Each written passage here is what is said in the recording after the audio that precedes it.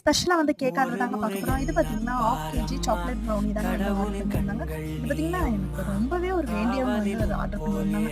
சரி ஓகே சொல்லிட்டு ஆர்டர் வந்து எடுத்துட்டேன். இன்னைக்கு வந்து ரொம்பவே ஸ்பெஷலான டே, மதர்ஸ் டே. உலகத்துல இருக்கக்கூடிய அனைத்து தாய்மார்களுக்கும் என்னுடைய அன்னையர் தின நல்வாழ்த்துக்கள்ங்க.